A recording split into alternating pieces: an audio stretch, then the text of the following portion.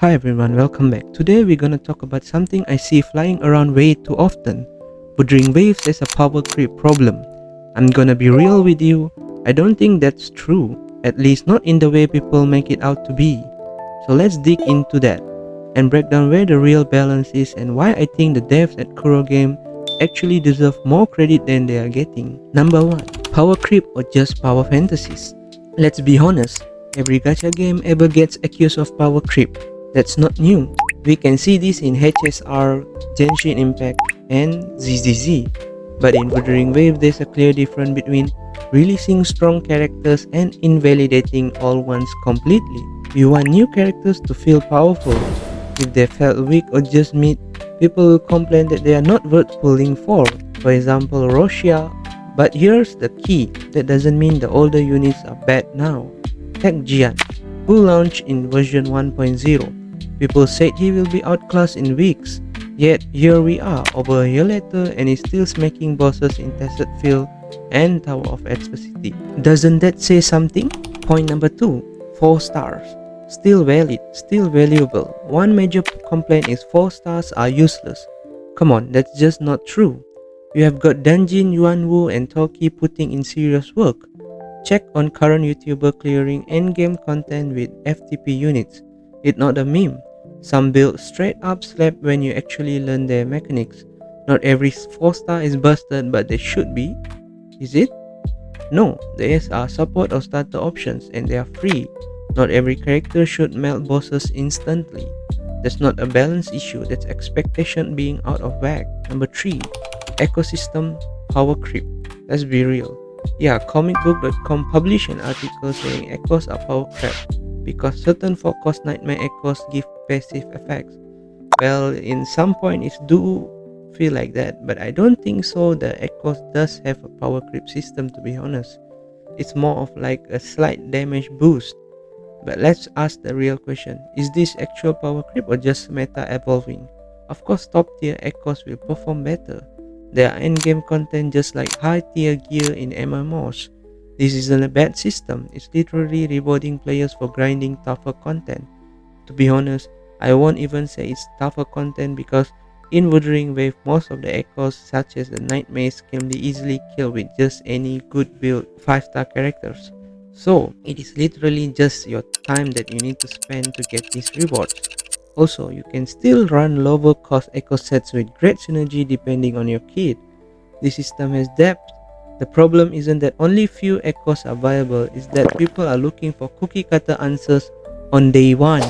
And Kuro Games already promised echo balancing in the works. Number 4. The meta is shifting, not broken. Listen, the meta has always shifted in this game. It's the nature of progression. Let's not forget, Anchor, a launch character, is still cooking with the right builds.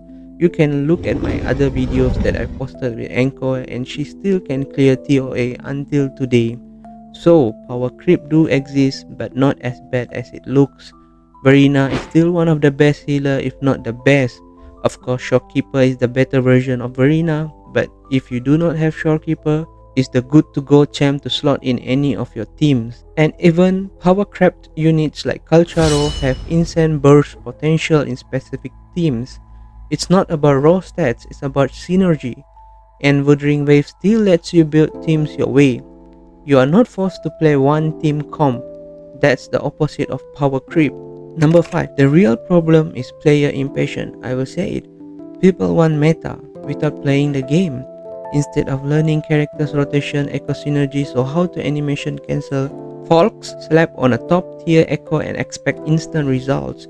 Then they blame the system. Wuthering Waves is a skill driven action RPG, not a turn-based stat simulator. If you're not getting results, sometimes it's not the unit, it's your build or playstyle. Number 6. Developer responsiveness, better than Genshin, Honkai, you name it, any other gachas. Another thing that's often ignored, how fast Kuro Game responds. Performance issues patched, localization bugs patched, echo feedback surveys sent, compensation generous and fair. Even if you don't love every change, you can't say they are ignoring the player base. They are listening, they are patching, they are adjusting.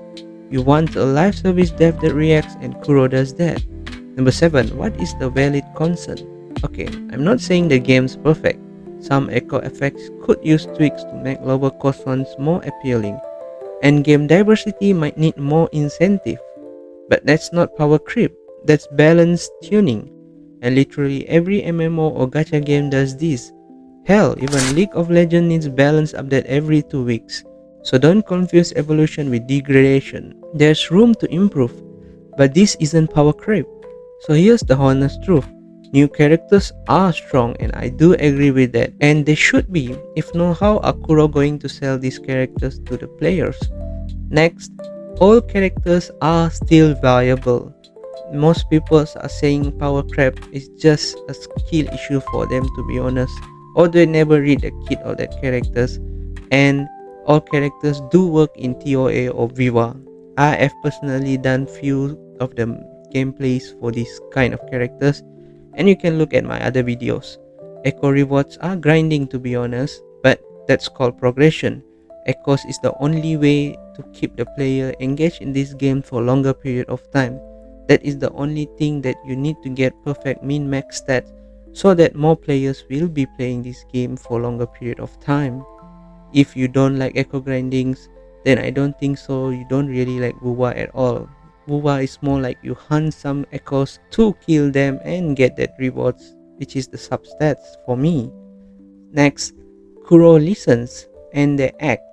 Of course, Kuro sometimes do make mistakes. For example, during the anniversary patch, they could have given some better rewards, but after some criticism from the player base, they did make up for their mess. Even though the rewards given was not as expected by the players, it is still good in my opinion.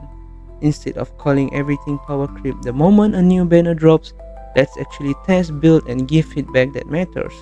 So, the final thoughts. If you actually play the game deep, do you feel like you have been forced to bench your all favorites? Or are you finding ways to keep them in fight? Let me know in the comments, and I'm seriously curious. And if you enjoyed this counter tag, drop a like and maybe sub for more honest, no BS tags on Wuthering Waves. Peace out.